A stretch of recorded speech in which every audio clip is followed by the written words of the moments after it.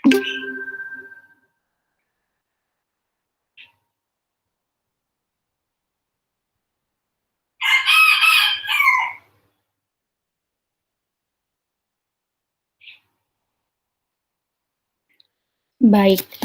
hari ini kita akan berdiskusi mengenai skala psikologi sebagai alat ukur. Ini adalah materi pertama sebenarnya di dalam mata kuliah konstruksi alat ukur yang ini slide-nya merupakan rangkuman dari bab pertama dari buku penyusunan skala psikologi oleh Saifuddin Azwar. Ini administrasi kelas ya, jadi nanti dalam pembelajaran di kelas, jika melibatkan kelas langsung, mohon untuk terus menghidupkan kamera karena membantu dosen untuk tetap terlibat dan membantu mahasiswa juga untuk tetap terlibat dengan pembelajaran yang terjadi meskipun secara daring. Ini adalah daftar materi yang akan kita bahas pada hari ini, pada materi kali ini. Oke, nah untuk pembuatan skala psikologi, sebelum bercerita tentang pembuatan skala psikologi sebagai alat ukur, kita perlu juga mengetahui bahwa di dalam psikologi ini kan kita akan membuat sebuah penelitian ilmiah yang gunanya adalah untuk mendapatkan kesimpulan mengenai perilaku manusia. Nah, penelitian ilmiah ini membutuhkan prosedur dan pengumpulan data yang akurat dan terpercaya melalui cara yang seperti apa? Melalui cara pengukuran. Di dalam penelitian ilmiah ada pengukuran. Pengukuran itu adalah proses kuantifikasi suatu atribut. Jadi misalnya kalian atau kelompok sudah memilih bahwa kalian akan mengukur atribut cinta misalnya. Nah, atribut cinta ini nanti kemudian akan kita kuantifikasikan. Kenapa harus dikuantifikasikan? Karena untuk kuantitatif, data yang kuantitatif ini dianggap sebagai proses yang lebih objektif sehingga validitas dan reliabilitasnya lebih tinggi di dalam untuk dapat membuat kesimpulan mengenai perilaku manusia.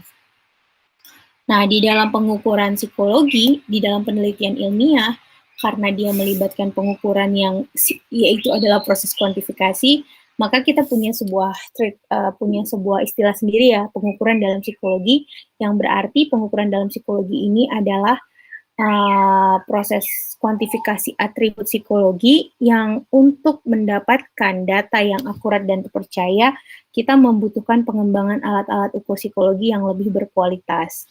Jadi, dalam pembuatan skala psikologi itu, kita berharap kita dapat menyediakan tools atau alat untuk membuat perkembangan atau untuk mengembangkan keilmuan psikologi menjadi lebih baik lagi. Di dalam pengukuran psikologi atau dalam pengukuran atribut psikologi, ini memang lebih sulit karena variabel-variabel yang kita pelajari di dalam psikologi itu sifatnya laten. Laten itu artinya konstruk yang tidak dapat diamati secara langsung. Berbeda dengan pengukuran fisik ya. Kalau pengukuran fisik kita bisa langsung lihat, misalnya seperti berat badan, tinggi badan, dan seterusnya, warna rambut, bentuk hidung, dan lain-lain. Kemudian indikator keperilakuannya sangat terbatas. Kalau kita mau mengukur cinta, kita memang betul-betul harus men-trace apa ya perilaku-perilaku yang disebut dengan cinta, dan seterusnya. Kemudian tidak stabil. Kondisi psikologis sangat mudah berubah. Orang kalau misalnya dia bilang semalam cinta, besok bisa berubah ya kan. Dan kenapa hal itu bisa terjadi? Karena perilaku subjek itu dapat dipengaruhi oleh banyak hal. Dan sifatnya ketika subjek menjawab pernyataan-pernyataan atau ketika kita mencoba untuk mengukur atribut psikologi, itu subjek biasanya akan menjawab lebih normatif karena social desirability ya. Orang akan cenderung menyampaikan hal yang lebih baik atau hal yang baik yang ditanya kepada dia gitu. Jadi kalau misalnya apakah Anda akan membuang sampah sembarangan? Ya nggak mungkin, rasanya sedikitlah orang yang akan menjawab, ya saya akan buang sampah sembarangan, karena rata-rata orang tahu bahwa membuang sampah sembarangan itu adalah hal yang tidak diterima oleh publik. Sehingga akibat ini, pengukuran atribut psikologis itu sumber errornya menjadi lebih banyak. Di dalam pengukuran psikologi, objek pengukuran yang dapat kita ukur itu adalah atribut psikologi. Nah, atribut psikologi itu kan dia bergeraknya secara statistika merupakan skala ordinal. Meskipun kalau dijumlahkan antara skor 1 sampai dengan skor lainnya akhirnya menjadi interval dia ya kan. Karena itu di dalam skala ordinal ini memang agak sulit karena satuan ukurnya tidak jelas, tidak ada titik nol mutlak ya, tidak ada absolute zero-nya. Jadi untuk bisa melakukan pengukuran di atribut psikologi memang dibutuhkan treatment secara statistika agar kuantifikasinya itu menjadi lebih gampang dilakukan. Atribut psikologi itu dapat dikategorikan secara garis besar menjadi dua. Yang pertama ada atribut kemampuan atau kognitif yang terdiri dari kemampuan yang bersifat potensial. Kalau kemampuan yang bersifat potensial ini ada dua, kemampuan potensial umum dan kemampuan potensial khusus. Kalau yang potensial umum sering kita kenal dengan nama intelijensi, sedangkan yang potensial khusus namanya bakat. Kemampuan yang bersifat aktual itu biasanya prestasi, ya. Jadi yang memang dia dapatnya achievement. Ada juga atribut yang non kemampuan atau bukan kemampuan. Kalau atribut kemampuan yang kognitif itu memang lebih stabil sebenarnya, karena jikapun terjadi perubahan biasanya masih dalam tentangan standar error. Lebih stabil dan di kondisi ini ya, di dalam atribut kemampuan ini ada yang dikenal dengan namanya potensi. Potensi itu adalah batas performa optimal yang mungkin dicapai oleh individu. Ada yang namanya atribut aktual. Jadi kalau potensi itu kan dia belum kelihatan sebenarnya sampai di mana batasnya itu. Jadi masih secara teoritis gitu kan potensi. Ada juga yang disebut dengan aktual. Kalau aktual ini udah kelihatan dalam wujud performansi, dalam bentuk wujud performansi yang mampu diperlihatkan oleh individu. Kalau yang atribut kemampuannya dia masih potensial, itu tuh ada dua, secara garis besar, terdiri dari intelijensi dan terdiri dari bakat. Kalau intelijensi itu kan kapasitas intelektual untuk memecahkan permasalahan secara umum, sedangkan bakat kapasitas intelektual dalam bidang-bidang tertentu. Ada orang yang mungkin secara logika, nalar, dia memang tinggi gitu. Tapi memang dia nggak punya bakat di dalam musik misalnya. Ada orang yang secara nalar atau logika matematisnya tuh dapet, tapi dia tidak jago di musik dan sebaliknya, semacam itu. Jadi bukan harus berkorelasi positif ya, bisa aja korelasinya negatif. Kalau negatif kan berarti satu naik satu turun gitu. Kalau atribut aktual seperti yang tadi sudah saya sebutkan, bahwa dia adalah wujudnya sudah dalam bentuk performansi. Oke, nah sekarang tadi ini kan atribut kemampuan. Juga di dalam psikologi, selain kita bisa mengukur atribut kemampuan, kita juga bisa mengukur atribut non-kemampuan. Atribut non-kemampuan ini biasanya juga sering disebut dengan atribut kepribadian. Yang diukur di sini juga sering disebut dengan atribut afektif, dan yang bisa kita ukur di dalam kemampuan itu performansi tipikal. Penjelasannya nanti teman-teman bisa lihat di halaman 5 ya. Di situ ada contoh-contoh atau penjelasan tentang atribut-atribut atau pembagian-pembagian atribut psikologi di dalam bukunya Pak Azwar. Oke, sekarang kita lanjut lagi dengan karakteristik skala sebagai alat ukur psikologi. Kan tadi di depan sudah saya sampaikan bahwa atribut psikologi itu sifatnya adalah laten, ya kan, tidak dapat diamati secara langsung. Berarti waktu kita membuat skala atau alat ukur yang akan mengukur atribut psikologi, jadi ngikut dong karakteristiknya. Berarti karakteristik skala psikologi itu yang pertama dia tentunya tidak dapat langsung mengungkap atribut. Yang dia ungkap di situ adalah indikator perilakunya. Kayak yang tadi cinta. Apakah kamu cinta? Nah, itu bukan contoh pertanyaan yang baik. Jadi, yang harus kita cari itu adalah perilaku dari cinta itu apa. Misalnya, perilaku cinta adalah memberikan uang sebanyak 5 juta setiap hari misalnya. Itu kan perilaku. Jadi, Dan lagi, karena skala psikologi ini tidak dapat langsung mengungkap atribut, si subjek yang akan menjawab pertanyaan kita, yang menjadi subjek penelitian kita, umumnya akan menjawab berdasarkan reaksi tipikal dia terhadap pernyataan tersebut. Jadi nanti waktu kita membuat skala psikologi kan kita mau membuat pertanyaan atau pernyataan. Jadi si subjek itu akan menjawab kira-kira kalau dia dalam kondisi kayak gitu, dia akan melakukan hal apa. Makanya itu yang disebut dengan reaksi tipikal. Oke, kemudian karena dia tidak dapat langsung mengungkap atribut, jadi kita harus terus-terusan konfirmasi gitu kan, karena itu dia membutuhkan banyak item.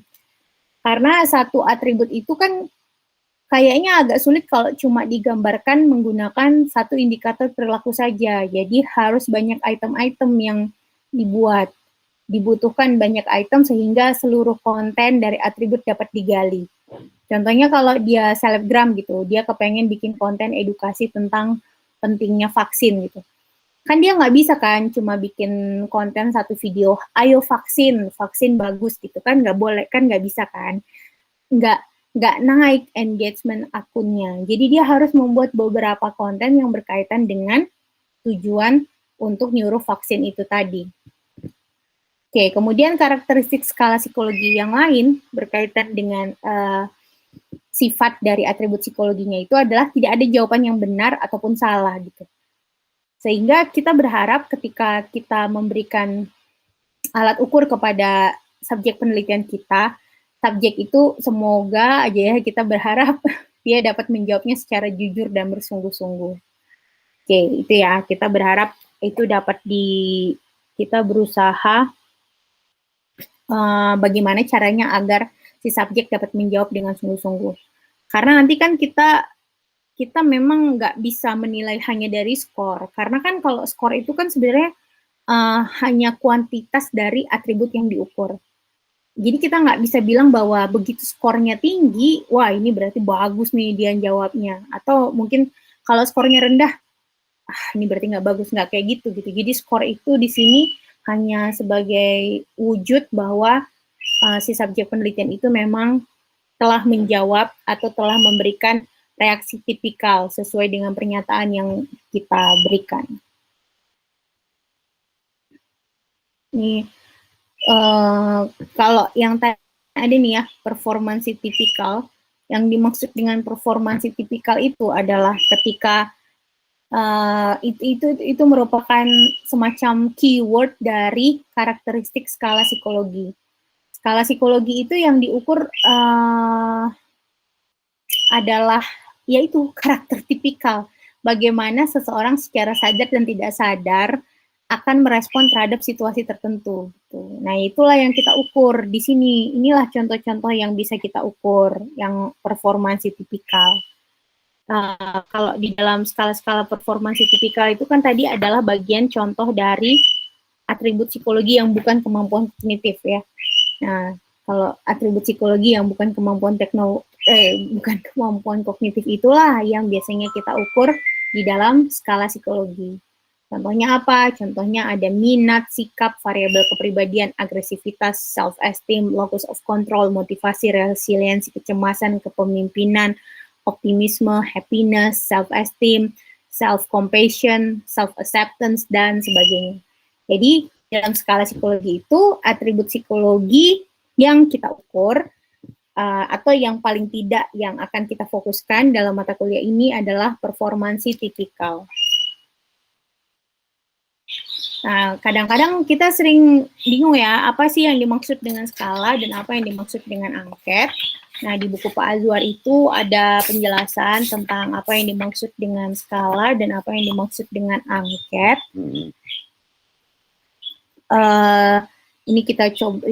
Saya cobakan buatkan di dalam bentuk tabel ya. Jadi kalau angket yang dicoba untuk diungkap itu adalah fakta. Contohnya kayak Anda anak keberapa dari bapak bersaudara gitu. Bentuk pertanyaannya juga langsung dan tujuan pengukurannya disadari oleh responden. Contohnya kayak kalau kita ditanya tentang berapa kali Anda datang ke KFC dalam sebulan. Itu kan pertanyaan langsung dan kita tahu tujuan pengukurannya mungkin untuk mengukur frekuensi berapa kali jajan di KFC. Tapi kalau misalnya dia skala, yang kita ukur itu yang tadi, performansi tipikal, nah, sifat-sifat dari aspek-aspek kepribadian. Bentuk pertanyaannya adalah tidak langsung. Kita harus mencoba merancang sehingga responden atau subjek penelitian nggak sadar bahwa yang sedang kita ukur itu adalah atributnya. Contohnya kalau yang kita ukur adalah tentang optimisme gitu kan, kita nggak usah bilang di dalam skalanya bahwa skala ini akan diukur, akan digunakan untuk mengukur optimisme. Ya, malah itu merusak tujuan dari pembuatan skala psikologinya. Jadi Anda bilang aja bahwa ini berkaitan dengan hal-hal yang Anda lakukan di dalam kehidupan sehari-hari misalnya. Bentuk pertanyaannya itu mungkin kita bisa nanya tentang film gitu. Film apa yang Anda sukai gitu. Padahal di dalamnya kita tuh udah membuat berdasarkan teori, ternyata misalnya nih ada teori yang menyatakan kalau orang lebih suka film komedi, maka dia orangnya lebih suka lebih cenderung optimis. Misalnya ada teori yang bilang kayak gitu.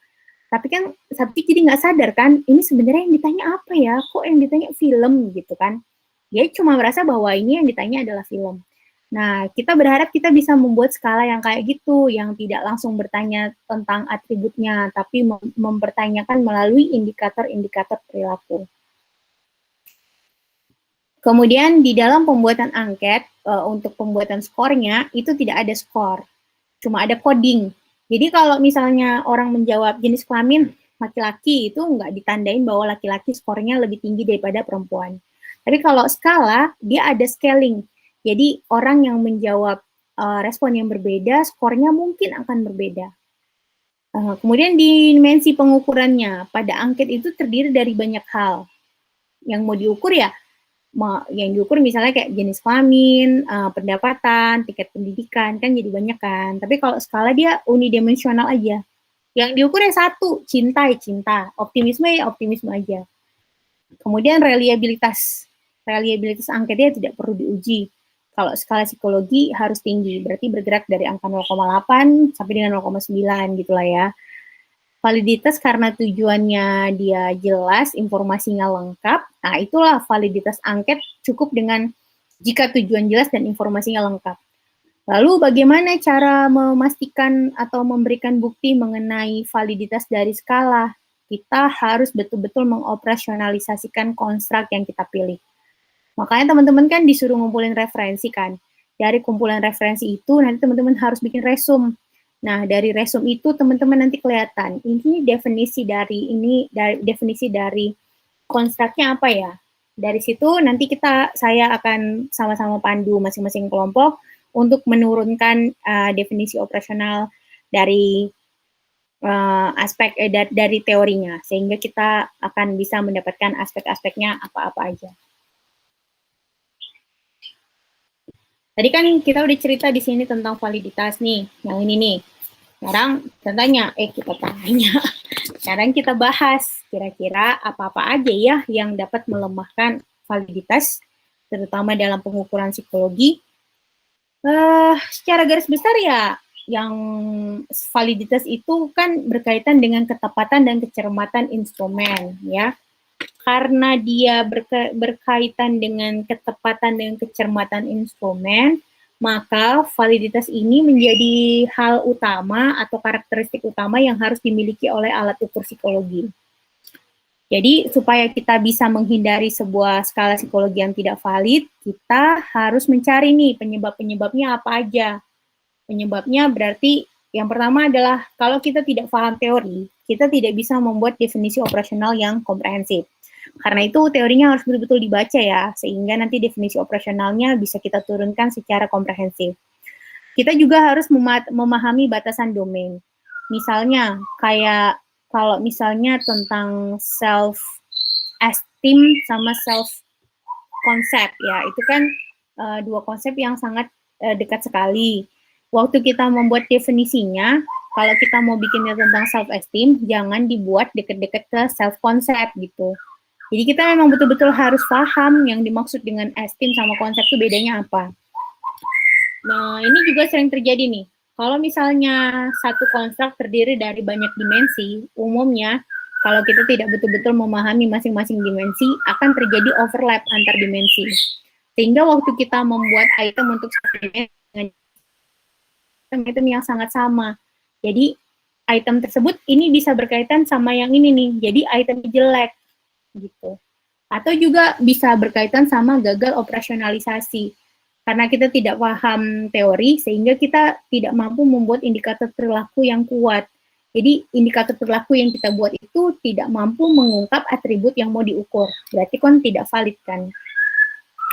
Oke, jadi supaya tidak valid, yang paling penting sebenarnya kita memang betul-betul harus memahami teorinya, sehingga kita mampu mengoperasionalisasikan dengan baik, dan kita akan membuat item yang baik pula.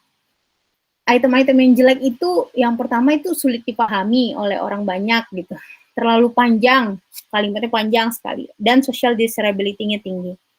Pertanyaannya terlalu normatif gitu, pernyataannya terlalu normatif, sehingga orang pasti akan menjawab ya yang skornya skor, kalau memang dia positif berarti orang akan menjawab skor yang tinggi, sedangkan kalau yang dia itemnya negatif berarti orang akan menjawab yang skor rendah. Jadi ini harus kita hindari agar skala psikologi kita tidak agar skala psikologi kita valid. Bisa juga terjadi akibat sepele terhadap administrasi. Udahlah ini online, pura-pura aja ini Kak Dina mana ditengok-tengok ya kali gitu misalnya. Jadi hal ini ternyata dapat menyebabkan terjadinya skala psikologi yang tidak valid. Nggak banget gitu, nggak rapi dibuat macem-macem, yang satu sebelahnya sini gimana gitu, penyusunannya sembarang, tata letaknya aneh, atau kalau misalnya dalam kondisi yang kita akan bertemu luring, kalian memberikan skala psikologi dalam kondisi yang tidak kondusif, misalnya berikan waktu di dekat bak sampah misalnya, atau di dekat kamar mandi, jadi lingkungan tidak kondusif ternyata dapat juga menyebabkan kondisi tidak valid dari skala psikologi. Atau bisa juga terjadi karena subjeknya tidak layak ukur. Misalnya subjeknya dipaksa nih sama kamu, ini buat tugas KAU aku nih, kalau nggak aku nggak siap-siap. Padahal dia sedang tidak sakit, terus mungkin lagi terburu-buru, sehingga mengisi juga asal-asalan. Hal itu juga dapat menjadi penyebab tidak validnya skala psikologi kita. Yang lain juga bisa terjadi scoring asal-asalan. Kan kita udah tahu tuh kalau misalnya sangat setuju tuh skornya berapa, tapi kita asal-asalan, sangat setuju udah ini palingan 3 lah misalnya kayak gitu. Itu asal-asalan. Atau bisa juga terjadinya interpretasi yang keliru, kategorisasinya salah gitu. Kita waktu membuat, kan setelah kita nanti mendapatkan skor itu bisa kita buat kategorisasi. Kategorisasinya harusnya kalau yang misalnya 0 sampai dengan 50 itu harusnya masuknya ke tinggi, tapi kita bikin 50 masuknya ke sedang. Jadi ada kesalahan pembagian data statistikanya waktu statistika deskriptifnya dihitung. Oke, nah ini kita kan mulai dari pertemuan hari ini kita akan memulai untuk pembuatan konstruksi alat ukur atau konstruksi skala psikologi. Teman-teman kemarin sudah cari teorinya, sudah mulai menentukan konstruk teoritik yang akan diukur, berarti teman-teman sekarang sudah masuk ke dalam proses identifikasi tujuan ukur, ya kan? Sudah menetapkan konstruk teoritik. Yang selanjutnya akan teman-teman lakukan di pertemuan kedua ini adalah Anda akan merumuskan aspek keperilakuan. Aspek keperilakuannya itu bisa diperoleh setelah Anda melakukan resum teoritis. Resum teoritis dari teori-teori atau konstruk teoritis yang telah dikumpulkan kemarin. Jadi, domain ukur yang dibuat itu berarti Anda harus tahu definisi, kita turunkan menjadi definisi operasional. Jadi, kita tahu perilaku-perilaku seperti apa saja yang akan berkaitan dengan teori tersebut. Hal yang ketiga nanti adalah kita operasionalisasi aspek. Operasionalisasi aspek di sini, setelah kita tahu kita mau ngukurnya yang mana, kita akan tentukan indikator keperilakuannya.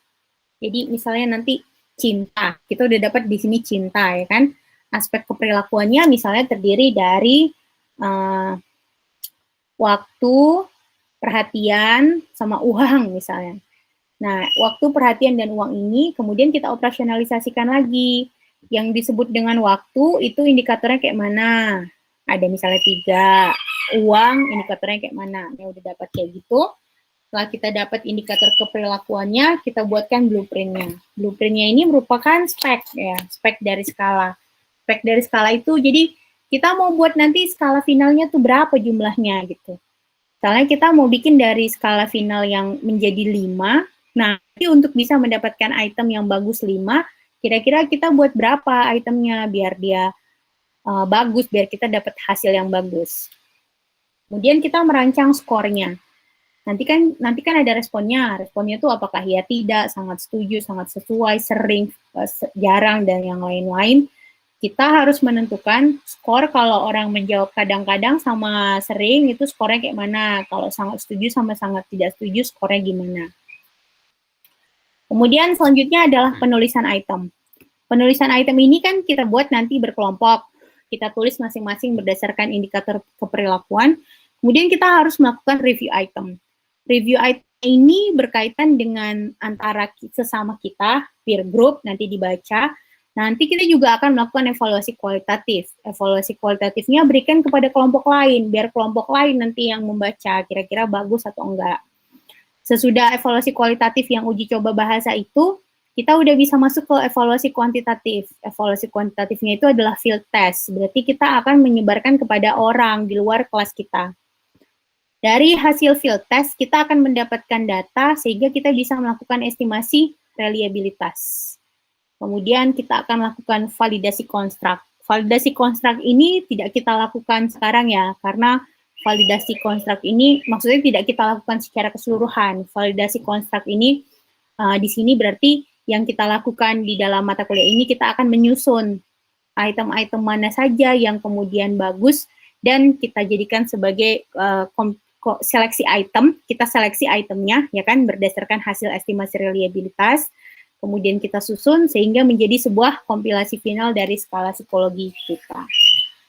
Oke, nah ini berarti tugas kelompoknya, sesuai yang sudah saya share di GCR, melakukan identifikasi tujuan ukur ya. Sebenarnya udah dapet kan tujuan ukurnya, yaitu menentukan konstruk teoretiknya, kemudian dicari lagi referensinya. Nah, ini nanti saya akan, tautannya itu maksudnya adalah tautan yang ada di file tugas yang sudah saya share di Google Classroom. Oke, jadi jika ada pertanyaan, teman-teman bisa menuliskan komentar di Google Classroom. Nanti saya akan coba jawab. Demikian saja penyampaian materi dari pertemuan kedua dari mata kuliah Konstruksi Alat Ukur, Fakultas Psikologi Universitas Sumatera Utara. Dadah.